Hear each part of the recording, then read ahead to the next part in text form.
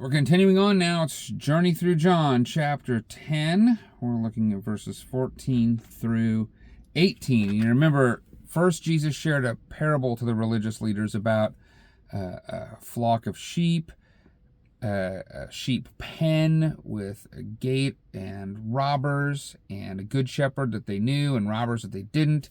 And then he has just been unpacking and explaining that parable by actually saying, like, I'm going to add on to this, but say, it's me. This thing is me, this thing is me. Like, I am the door, I'm the good shepherd, and now we've come to his second good shepherd statement, which again, this is all in the shadow of Ezekiel 34. The leaders were bad shepherds, and God himself would be the good shepherd. And so now he's going to say this to the leaders. He's already said, I'm the good shepherd. Here he goes again, verse 14. I am the good shepherd. I know my own, and my own know me, just as the Father knows me, and I know the Father. And I lay down my life for the sheep. And I have other sheep that are not of this fold. I must bring them also, and they will listen to my voice. So there will be one flock, one shepherd. For this reason the Father loves me, because I lay down my life that I may take it up again. No one takes it up for me, but I lay it down of my own accord. I have authority to lay it down, and I have authority to take it up again. This charge I have received from my Father. Man, there's a lot going on here.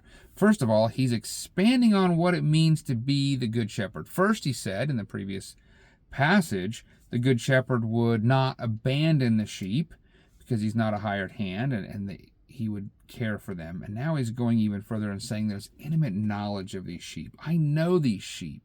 These sheep know me, just like he and the Father know one another. So now he's saying this is what this means, and theologically it's connected to his relationship with the Father. And then he says, I'm going to lay down my life. Okay, the hired hands in the previous verse run away. Nope, not this shepherd. He's going to lay down his life for his sheep, but he also has the ability and the authority to take it back up again. All of it's voluntary. It wasn't forced upon him. You know, the Father didn't say, this is what you have to do and you have no option. He's doing this of his own volition, laying down his life and taking it up again for these sheep that he loves.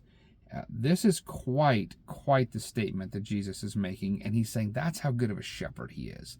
That's how much he cares for these sheep, and that's what he's going to do. And by the way, these aren't just this one flock, maybe the flock that's just Israel, but he has sheep that are not of this flock that he also is going to bring into his fold, so that all of the sheep that would come to him, he would give up his life for, and he would be raised again for, and that he would care for it. And so this is sort of this interesting blending of this parable language, but then this truth statement. He's saying, listen, I'm going to die, I'm going to raise again. And bold statements. Where this is going next is how they respond. But before we go there, I think it's right for us to say, how do we respond to this? If you're a Christian and you say, yeah, I want to be a part of this fold, I want to be a part of Jesus' sheep, well, that's the right response, certainly. And also it should just move us to worship this one who would give up his life, who would do these things, who would love us in this way, this good shepherd. And it should encourage us to have great assurance in our salvation, that doubt, fear, and worry, and all those kinds of things shouldn't even be a part of this whole equation because of how good this good shepherd is.